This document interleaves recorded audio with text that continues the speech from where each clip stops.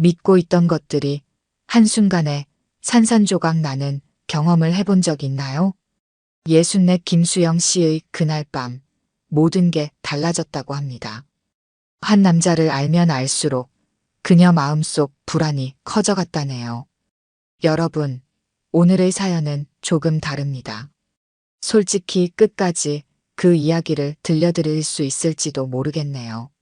한평생 조용하고 성실하게 살아온 한 여성이 있었습니다. 이혼 후 작은 책방을 운영하며 살아가던 그녀 앞에 한 남자가 나타나 모든 것을 뒤흔들어 놓았죠. 그는 따뜻했고 신뢰할 수 있는 사람이었어요. 하지만 아무도 예상하지 못했던 충격적인 과거가 있었습니다. 그녀는 그를 사랑해도 될까요? 이제 그날 밤 그녀가 깨달은 진실을 전해드립니다. 여러분이라면 어떤 선택을 하실지도 알려주세요.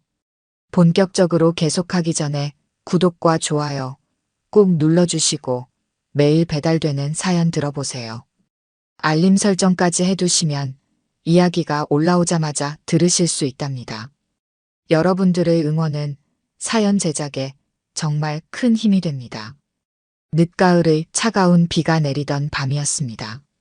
동네 골목길 끝에 자리 잡은 작은 책방 수영의 서재는 늘 그랬듯 10시가 되어서야 문을 닫았습니다.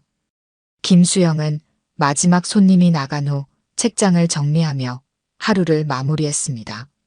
나이 64년을 살아오며 그녀가 발견한 가장 큰 위로는 바로 이 책들이었습니다.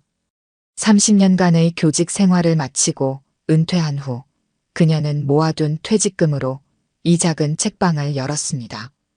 처음에는 단순히 시간을 보내기 위해 시작한 일이었습니다. 하지만 이제는 이곳이 그녀의 전부가 되었습니다. 매일 아침 일찍 일어나 책방을 청소하고 새로 들어온 책들을 정리하고 손님들과 책에 대해 이야기를 나누는 일상이 그녀의 생활이 되었습니다. 하지만 밤이 되면 달라졌습니다. 책방의 불을 끄고 집으로 돌아가는 순간부터 그녀의 마음속에는 크나큰 공허함이 자리 잡았습니다. 이혼한 지 10년이 지났음에도 매일 밤 혼자 돌아가는 집은 여전히 낯설기만 했습니다. 텔레비전 소리를 틀어놓고 잠들지 않으면 잠을 이룰 수 없었고 새벽에 홀로 깨어나면 천장만 바라보며 한숨 섞인 생각에 잠겼습니다. 큰딸 미경은 늘 걱정스러운 눈빛으로 어머니를 바라보았습니다. 40이 된 딸은 이제 두 아이의 엄마가 되어 있었고 매주 주말이면 어김없이 책방을 찾아와 반찬을 들고 왔습니다.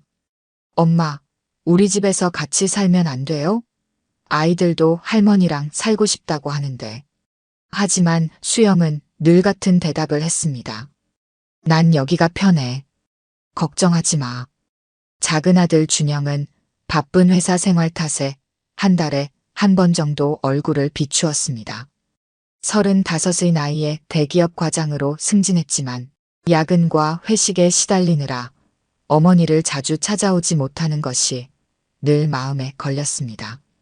가끔 책방에 들러 커피를 마시며 회사 이야기를 하다가도 급한 전화를 받고 서둘러 일어나곤 했습니다. 수영은 자식들의 걱정 어린 시선이 부담스러웠습니다. 전 남편과의 이혼 후 자식들은 어머니가 또다시 상처받을까 전전긍긍했습니다. 특히 미경은 어린 시절 아버지의 외도와 사업 실패로 힘들어하던 어머니의 모습을 잊지 못했습니다. 그래서인지 수영의 새로운 인연을 더욱 경계했습니다. 수영은 매일 아침 거울을 보며 스스로에게 다짐했습니다. 이대로도 괜찮아. 나는 혼자서도 잘 살 수 있어. 하지만 마음 한구석에서는 늘 허전함이 자리 잡고 있었습니다. 책방에 오는 늙은 부부들을 볼 때면 가슴 한켠이 아려왔습니다. 남편의 팔짱을 끼고 책을 고르는 노부부들, 서로의 취향을 알 듯 책을 추천하는 모습들이 눈에 밟혔습니다. 간혹 동네 사람들이 그녀에게 새로운 인연을 소개하려 했습니다. 하지만 수영은 매번 정중히 거절했습니다. 한 번 실패한 결혼으로 충분했다고 생각했습니다. 게다가 나이 60이 넘어 새로운 사랑을 시작한다는 것은 그녀에게는 너무나 멀게만 느껴졌습니다. 책방 한켠에는 로맨스 소설 코너가 있었습니다. 젊은 여성들이 주로 찾는 그 코너를 정리하면서도 수영은 한 번도 그 책들을 읽어보지 않았습니다. 사랑 이야기는 이제 그녀의 나이에는 어울리지 않는다고 생각했기 때문입니다. 대신 그녀는 철학책과 시집을 좋아했습니다. 삶의 의미를 찾고 고독을 이해하는데 도움이 되는 책들이었습니다. 밤이면 책방 뒤편 작은 방에서 혼자 차를 마시며 책을 읽었습니다. 때로는 밤늦게까지 책을 읽다가 잠이 들기도 했습니다. 아침이면 목이 뻐근했지만 그마저도 익숙해진 일상이 되었습니다. 창밖으로 보이는 달빛은 그녀의 유일한 친구가 되어 주었습니다. 하지만 언제까지 이렇게 살 수 있을까? 라는 의문이 자주 찾아왔습니다. 나이가 들수록 혼자 사는 것이 두려워졌습니다. 아프거나 다쳤을 때 돌봐줄 사람이 없다는 생각에 불안해졌고 밤마다 찾아오는 외로움은 점점 더 견디기 힘들어졌습니다. 그날은 유난히도 비가 거세게 내리는 밤이었습니다. 늦가을의 찬비는 거리를 적시며 쓸쓸한 분위기를 자아냈습니다. 수영은 평소보다 일찍 책방 문을 닫으려 했습니다. 비 오는 날이면 손님들도 일찍 발걸음을 끊었기 때문입니다. 마지막으로 책장을 정리하고 있을 때였습니다. 문득 창밖을 보니 한 중년 남자가 우산도 없이 비를 맞으며 서 있었습니다. 그는 한참을 책방 간판을 바라보다가 조심스레 문을 열었습니다. 수영은 이미 마감 시간이 지났지만 그의 진중한 모습에 문을 잠그지 못했습니다. 죄송합니다만 잠시 둘러봐도 될까요? 그는 박진호였습니다. 67년을 살아온 세월이 깊은 주름으로 새겨져 있었지만 그의 눈빛은 맑고 선한 빛을 담고 있었습니다. 수염이 희끗희끗한 얼굴은 단정했고 비에 젖은 양복 차림이 나이에 어울리는 중후한 느낌을 주었습니다. 진호는 조용히 책장을 둘러보았습니다. 그의 손길이 닿는 곳은 주로 농업 관련 서적과 의학 서적이었습니다. 전문적인 내용의 책들을 고르는 것을 보니 관련 분야의 전문가임이 틀림없어 보였습니다. 수영은 은근히 그의 이력이 궁금해졌습니다. 책을 고르는 동안 진호의 옷에서는 흙냄새가 은은하게 풍겼습니다. 도시에서는 좀처럼 맡기 어려운 깊은 산골의 흙내음이었습니다. 그 향기는 수영의 어린 시절 시골 할머니 댁을 떠올리게 했습니다. 봄이면 진달래를 따서 화전을 붙여주시던 할머니의 손길이 생각났습니다. 마침내 몇 권의 책을 골라 계산대로 가져온 진호는 수영과 처음으로 눈을 마주쳤습니다. 그 순간 이상한 느낌이 들었습니다. 마치 오래전부터 알고 지낸 사람을 다시 만난 것 같은 친근함이 느껴졌습니다. 진호도 같은 느낌이었는지 잠시 말을 잊은 듯 서 있었습니다. 저는 강원도에서 농장을 운영하고 있습니다. 한 달에 한 번씩 서울에 올라오는데 이번에는 의료 봉사 때문에 왔다가 우연히 이 책방을 보게 되었네요. 진호의 말에는 묘한 설렘이 묻어 있었습니다. 그는 이어서 자신이 20년 전까지 외과 의사였다는 이야기를 꺼냈습니다. 지금은 고향으로 내려가 친환경 농사를 짓고 있지만 한 달에 한 번씩 의료 봉사를 하러 서울에 온다고 했습니다. 수영은 그의 이야기를 들으며 책을 포장했습니다. 비가 오는 늦은 밤이었지만 이상하게도 마음이 편안했습니다. 진호의 차분한 목소리에는 세상사에 대한 깊은 이해와 포용이 묻어 있었습니다. 그것은 수영이 오랫동안 그리워하던 것이었습니다. 책을 건네받은 진호는 문득 밖을 내다보았습니다. 비는 여전히 거세게 내리고 있었습니다. 수영은 우산을 건네려 했지만 진호는 괜찮다며 웃음으로 거절했습니다. 그렇게 그는 비를 맞으며 어둠 속으로 사라졌습니다. 수영은 문을 잠그고 집으로 향했습니다. 평소와 같은 귀갓길이었지만 마음은 이상하게 들떠 있었습니다. 진호의 모습이 자꾸만 떠올랐습니다. 그의 차분한 말투, 깊이 있는 눈빛, 은은한 흙냄새까지.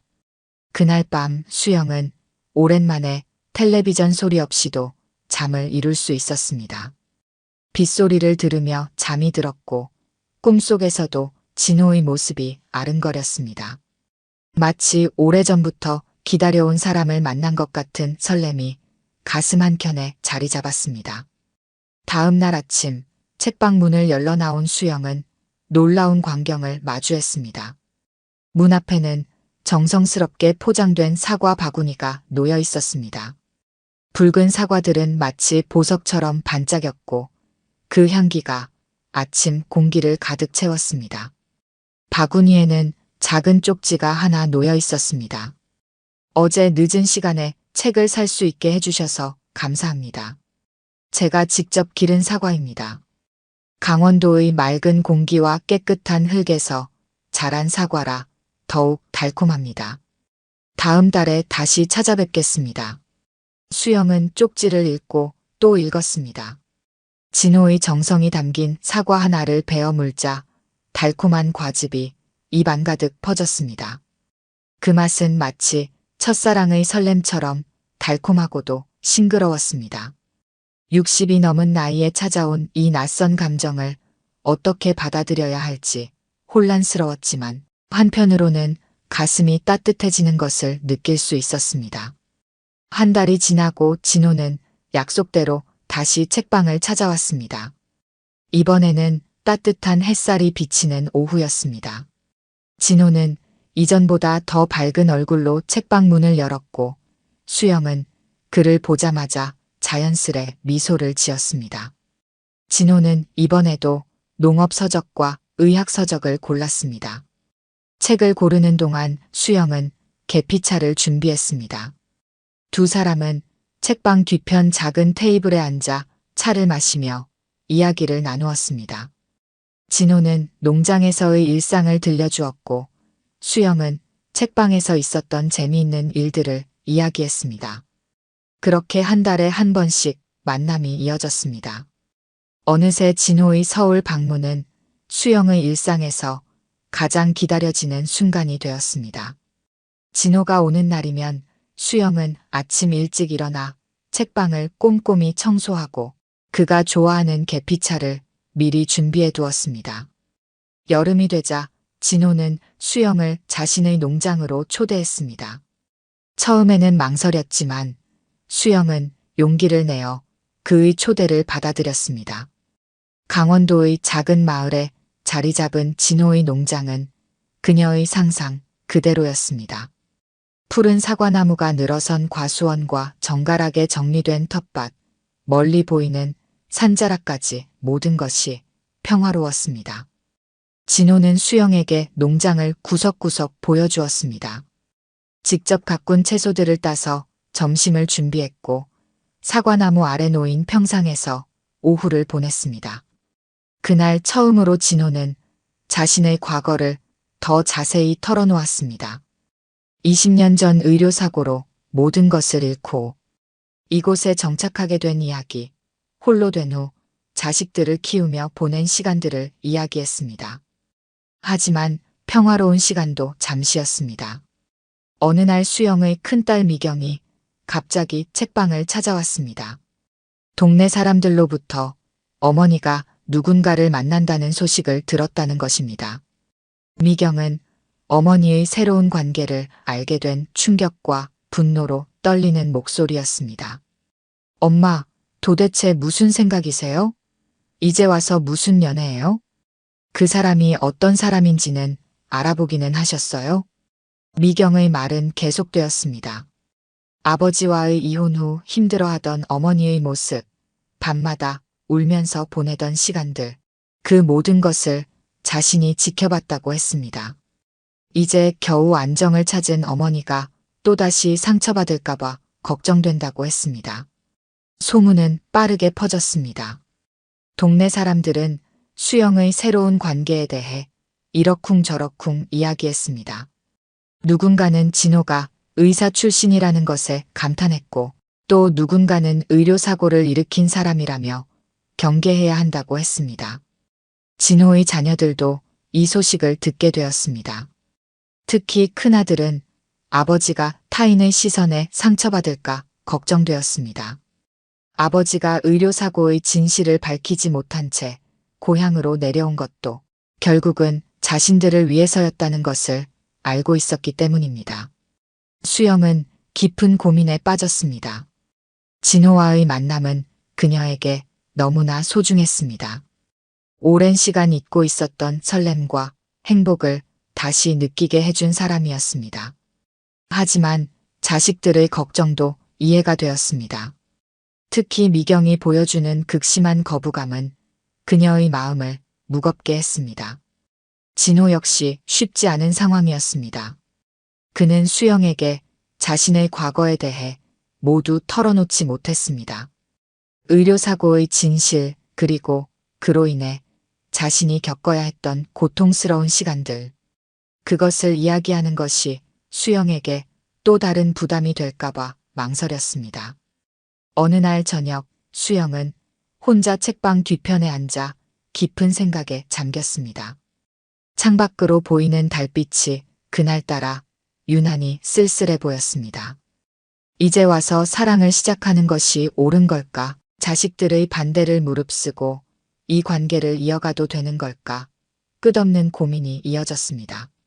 하지만 그때마다 진호의 따뜻한 미소가 떠올랐습니다. 그의 진중한 말투, 깊이 있는 생각들, 그리고 무엇보다 서로를 이해하고 배려하는 마음이 그리웠습니다. 나이 들어 시작된 사랑이기에 더욱 소중하고 더욱 조심스러웠습니다. 20년 전 서울의 한 대학병원. 외과 과장이었던 박진호는 수술실에서 나오며 깊은 한숨을 내쉬었습니다. 그날은 평소와 다름없는 수술이 예정된 날이었습니다. 간암 말기 환자의 부분 절제술, 진호가 수없이 집도해왔던 수술이었습니다. 하지만 그날의 수술은 달랐습니다. 환자는 수술 도중 과다 출혈로 위험한 상황을 맞이했고 진호는 최선을 다했지만 결국 환자를 살리지 못했습니다. 그러나 이것은 시작에 불과했습니다. 수술 직후 고인의 가족이 의료사고를 주장하며 병원을 고소했습니다. 진호는 자신의 결백을 증명하기 위해 모든 의무 기록을 검토했습니다. 그 과정에서 충격적인 사실을 발견했습니다. 수술 전 투약된 항응고제의 용량이 평소보다 많았던 것입니다. 그것은 분명 간호사의 실수였습니다. 하지만 그 간호사는 병원장의 조카였습니다. 진호는 깊은 고민에 빠졌습니다. 진실을 밝히면 젊은 간호사의 인생이 완전히 망가질 것이 분명했습니다. 게다가 그녀는 홀어머니를 모시고 어린 동생들을 키우고 있었습니다. 진호는 결국 모든 책임을 지기로 결심했습니다. 언론은 연일 이 사건을 보도했습니다. 명의로 알려진 외과 과장의 치명적 실수, 의료진의 오만이 부른 비극 등의 기사가 쏟아졌습니다. 병원은 진호에게 사직을 권고했고 그는 조용히 물러났습니다. 아내는 이미 5년 전 암으로 세상을 떠났고 홀로 남은 진호는 자식들의 실망한 눈빛을 견딜 수 없었습니다. 특히 의대생이었던 아들은 아버지의 의료사고 소식에 큰 충격을 받았습니다. 딸 역시 아버지를 바라보는 시선이 달라졌습니다. 결국 진호는 고향인 강원도로 내려가기로 했습니다. 작은 농장을 구입했고 사과나무를 심기 시작했습니다. 처음에는 농사일이 서툴러 실패를 거듭했지만 점차 익숙해져 갔습니다. 메마른 땅을 일구며 그는 자신의 상처도 조금씩 치유해 갔습니다. 하지만 진실을 밝히지 못한 죄책감은 늘 그의 마음 한켠에 자리 잡고 있었습니다. 매년 고인의 기일이 되면 몰래 찾아가 묘소를 참배했고 유가족들이 잘 지내는지 멀리서나마 살펴보았습니다. 그들이 새로운 삶을 살아가는 모습을 보며 작은 위안을 얻었습니다. 간호사는 이제 중견 간호사가 되어 있었고 그녀의 동생들도 모두 자신의 길을 찾아갔습니다.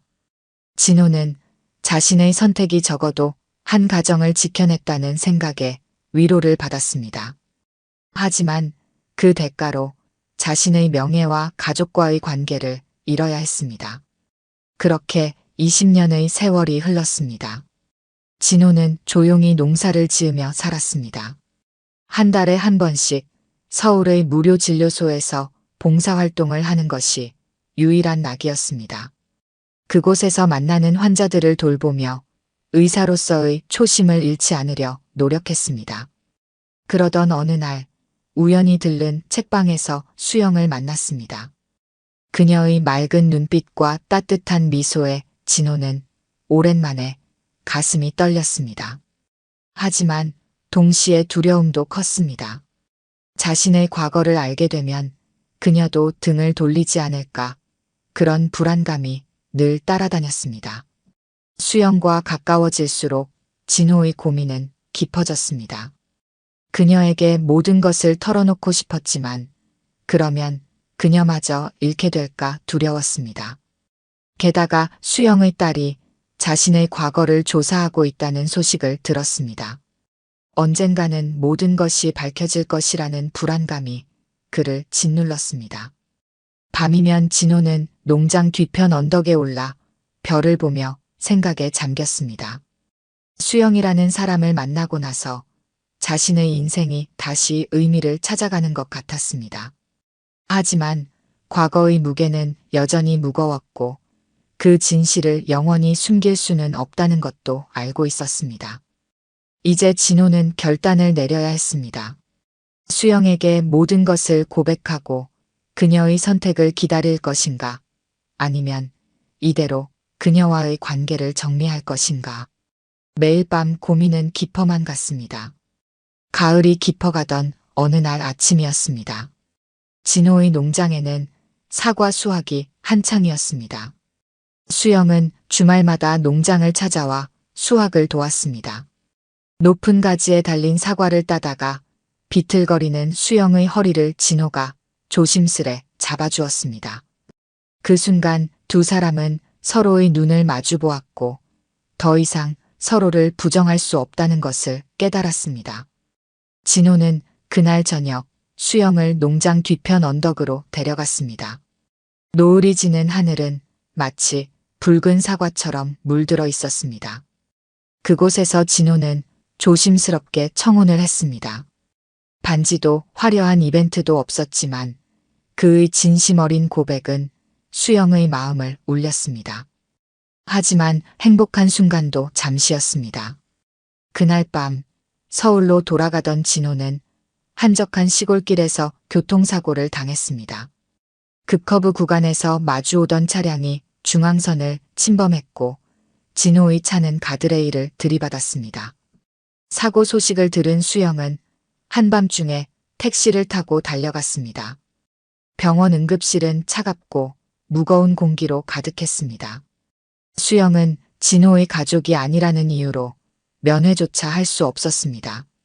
하얀 벽만 바라보며 초조하게 기다리는 동안 그녀의 머릿속에는 온갖 생각이 스쳐 지나갔습니다.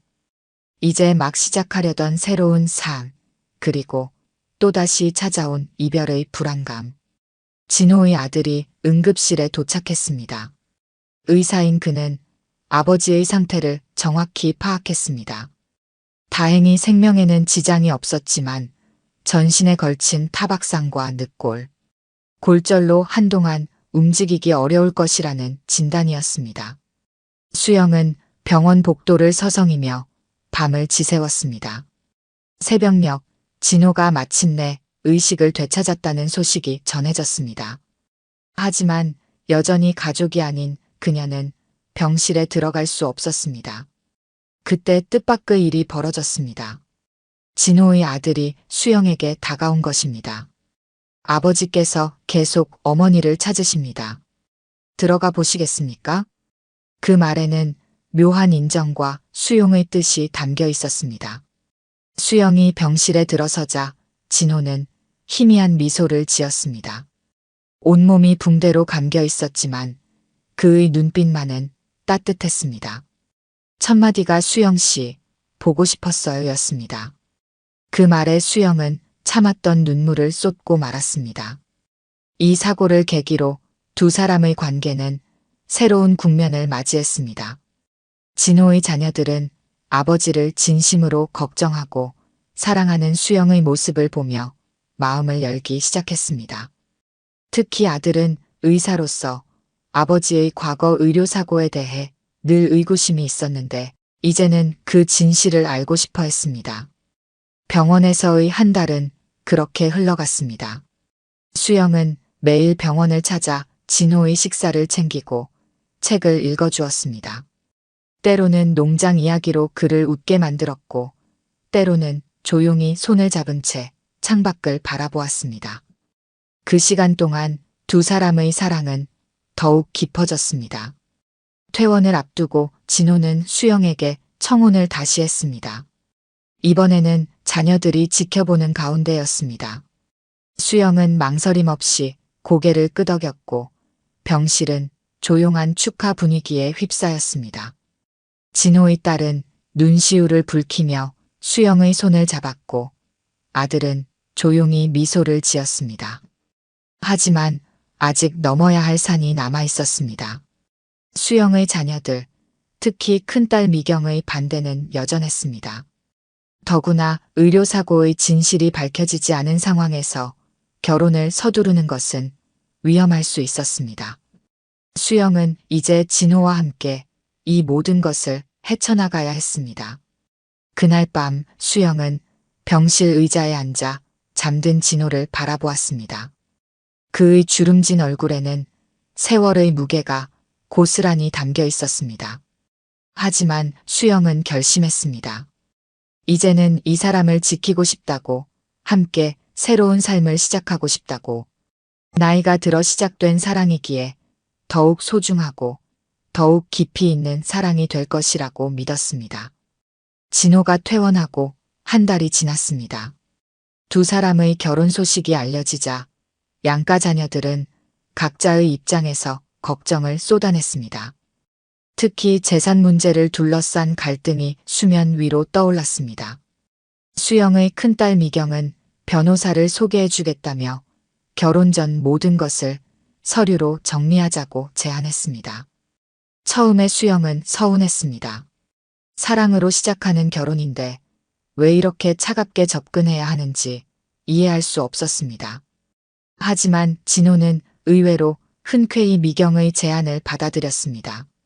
오히려 자신이 먼저 이런 제안을 하지 못한 것을 미안해했습니다. 어느 화창한 토요일 오후 양가 자녀들이 모두 모인 자리에서 결혼 계약서 작성이 시작되었습니다. 진호의 농장 거실에는 묘한 긴장감이 감돌았습니다. 테이블 위에는 각종 서류들이 펼쳐져 있었고 미경이 소개한 변호사가 중재자로 자리했습니다. 첫 번째 논의 대상은 재산 분리였습니다. 진호는 자신의 농장과 서울의 작은 빌라를, 수영은 책방과 예금을 각자의 단독 재산으로 등기하기로 했습니다. 이는 자녀들을 위한 결정이었습니다. 두 사람 모두 자신들이 일군 재산이 온전히 자녀들에게 상속되기를 바랐습니다. 두 번째는 연금 문제였습니다. 수영은 교직연금을, 진호는 국민연금을 각자 독립적으로 수령하기로 했습니다. 생활비는 두 사람이 공동으로 부담하되 큰 지출이 있을 때는 서로 상의하기로 약속했습니다. 이는 경제적 독립성을 보장하면서도 함께하는 삶의 책임을 나누는 방식이었습니다.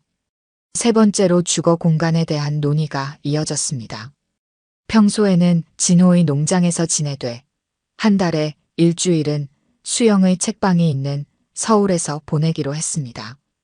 각자의 생활터전을 완전히 포기하지 않으면서도 새로운 삶을 시작할 수 있는 절충안이었습니다. 네 번째는 의료와 간병에 관한 사항이었습니다. 나이가 들수록 건강 문제는 피할 수 없는 현실이었습니다. 두 사람은 서로의 의료 결정권을 자녀들과 공동으로 가지기로 했습니다. 이는 만약의 사태에 대비한 안전장치였습니다. 다섯 번째로 일상생활에 대한 세세한 약속도 문서화했습니다.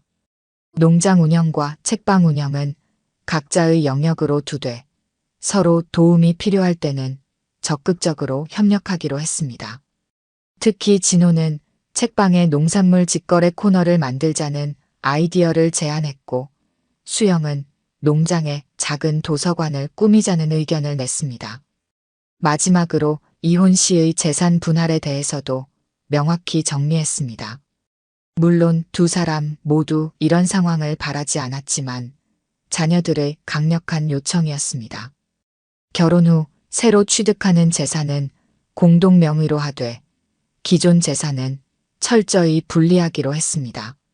서류 작성이 끝나갈 무렵 진호의 아들이 조심스레 의견을 냈습니다. 아버지의 과거 의료사고에 대한 진실도 문서에 담자는 것이었습니다.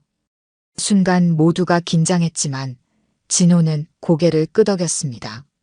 그는 마침내 20년 동안 숨겨온 진실을 이야기했습니다. 의료사고의 진짜 책임자가 자신이 아니었다는 사실, 그럼에도 불구하고 젊은 간호사의 인생을 지키기 위해 모든 책임을 졌다는 이야기를 들은 수영의 눈에는 눈물이 고였습니다. 미경도 진호의 자녀들도 잠시 말을 잃었습니다. 그렇게 서류 작성은 끝이 났습니다.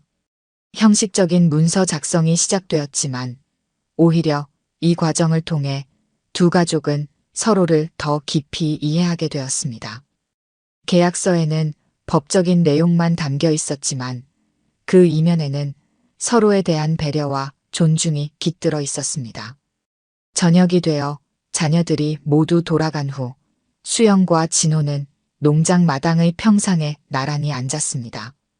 늦가을의 선선한 바람이 불어오는 가운데 두 사람은 마음이 한결 가벼워졌음을 느꼈습니다. 이제 남은 것은 새로운 시작뿐이었습니다.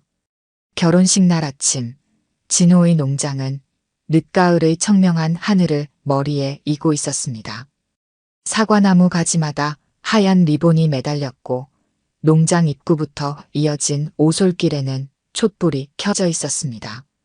결혼식은 오후 3시. 하지만 이미 아침부터 농장은 분주했습니다. 진호는 아침 일찍 일어나 농장을 둘러보았습니다. 20년간 홀로 가꿔온 이 땅에서 새로운 시작을 맞이한다는 생각에 감회가 새로웠습니다. 사과나무들 사이로 불어오는 바람은 어느 때보다 상쾌했고 멀리 보이는 산자락은 단풍으로 물들어 있었습니다. 수영은 서울에서 미경의 도움을 받아 준비를 하고 있었습니다. 처음에는 결혼식 준비를 도와주겠다는 딸의 제안이 의외였지만 점차 미경의 진심을 느낄 수 있었습니다. 미경은 어머니의 머리를 빗기며 조용히 말했습니다. 엄마, 정말 예쁘세요. 이제야 진짜 행복해 보이시네요. 결혼식 1시간 전 하객들이 하나둘 모이기 시작했습니다.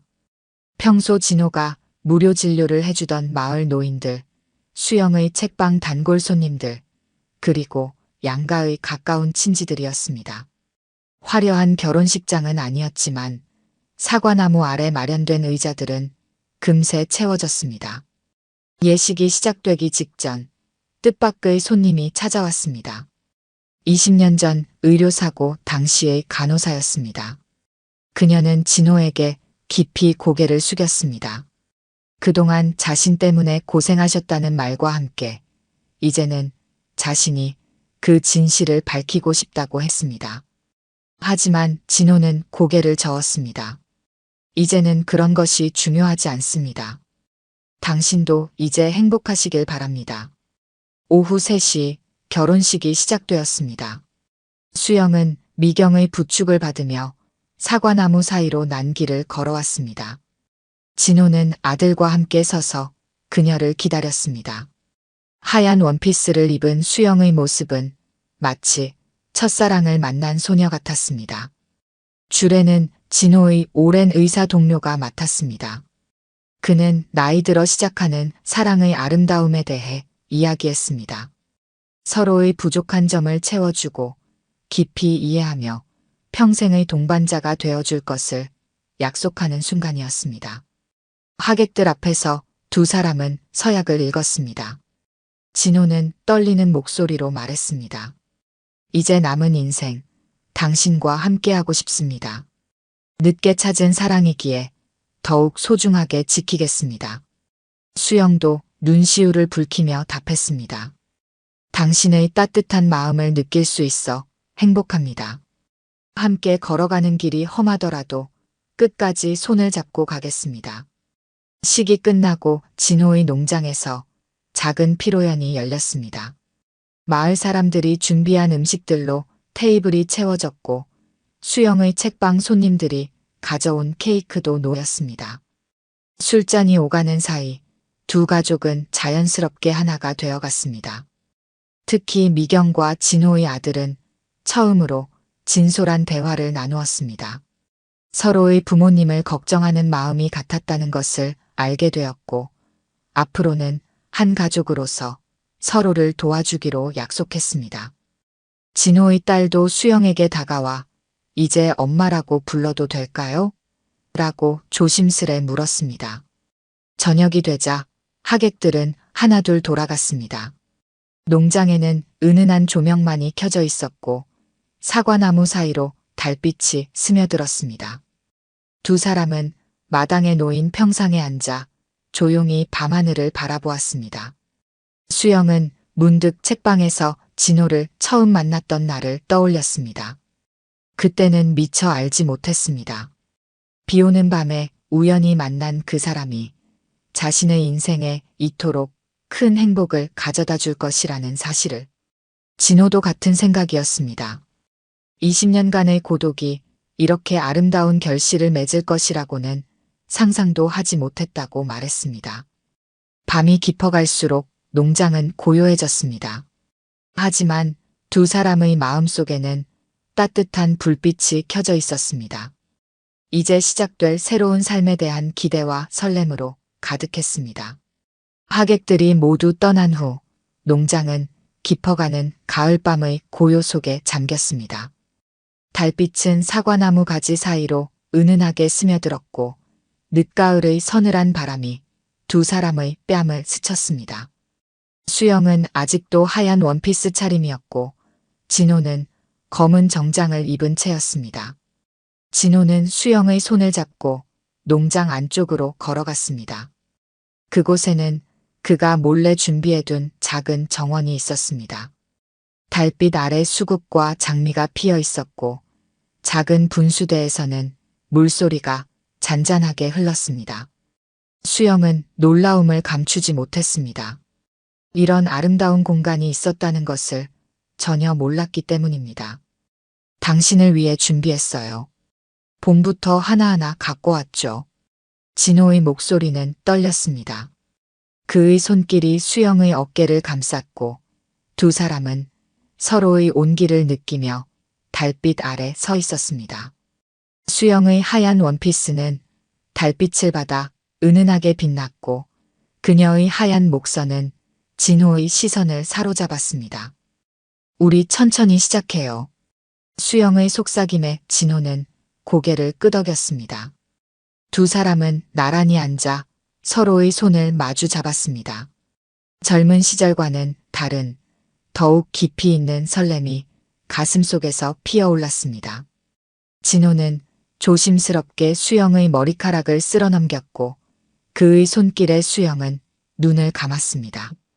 달빛은 점점 더 그윽해졌고 밤 공기는 달콤한 사과향으로 가득했습니다.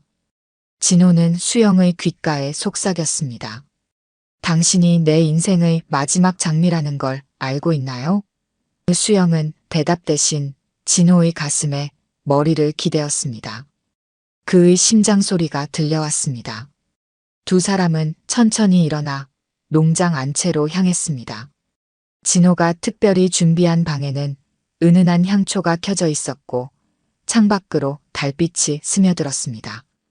화려한 장식은 없었지만 소박하고 따뜻한 분위기가 감돌았습니다. 수영은 거울 앞에 섰고 진호는 그녀의 뒤에서 부드럽게 안았습니다. 거울에 비친 두 사람의 모습이 마치 한 폭의 그림 같았습니다. 나이의 흔적이 담긴 얼굴들이었지만 서로를 바라보는 눈빛만은 20살의 연인처럼 반짝였습니다. 진호의 입술이 수영의 목덜미에 닿았고 그녀는 부드럽게 몸을 떨었습니다. 오랜 시간 잊고 있었던 감각들이 하나둘 깨어났습니다. 두 사람의 숨결이 하나가 되어갔고 방 안에는 은은한 향초 빛만이 남았습니다. 달빛은 점점 더 깊어졌고 밤하늘에는 수많은 별들이 빛났습니다. 창밖 사과나무 가지들이 달빛에 일렁였고 멀리서 들려오는 벌레 소리가 두 사람의 사랑을 축복하는 것 같았습니다. 새벽이 되어서야 두 사람은 농장 뒤편 언덕에 올랐습니다. 수영은 진호의 셔츠를 걸치고 있었고 진호는 그녀의 어깨를 감싸 안았습니다. 동쪽 하늘이 밝아오기 시작했고 붉은 빛이 지평선을 물들이기 시작했습니다. 이제 정말 시작이네요. 수영의 말에 진호는 미소를 지었습니다. 그들의 발 아래로 농장이 내려다 보였습니다. 사과나무들이 줄지어 서 있었고 아침 이슬이 반짝였습니다. 새로운 하루가 시작되고 있었습니다. 두 사람은 다시 방으로 돌아와 나란히 누웠습니다. 이제는 말이 필요 없었습니다. 서로의 숨결만으로도 충분했습니다. 진호는 수영의 머리카락을 쓰다듬었고 수영은 그의 가슴에 얼굴을 묻었습니다. 창밖에서는 아침을 알리는 새소리가 들려왔습니다. 하지만 두 사람은 서두르지 않았습니다. 이제 그들에게는 충분한 시간이 있었습니다. 남은 인생을 함께할 시간, 서로를 더 깊이 이해하고 사랑할 시간이 있었습니다. 그렇게 두 사람의 새로운 인생이 시작되었습니다. 나이는 숫자에 불과했고 사랑에는 때가 없다는 것을 그들은 몸소 보여주었습니다. 이제 매일 아침 두 사람은 서로의 얼굴을 보며 하루를 시작할 수 있었습니다. 그것은 그들에게 가장 큰 행복이었습니다. 오늘 들려드린 이야기가 여러분의 마음에 작은 울림이 되었기를 바랍니다. 아까 깜빡하신 분들이 계셨다면 좋아요와 구독 부탁드려요. 다음 사연을 들려드리는데 큰 힘이 된답니다. 그리고 여러분의 이야기도 댓글로 들려주세요. 다음 이야기 때 또 뵙겠습니다.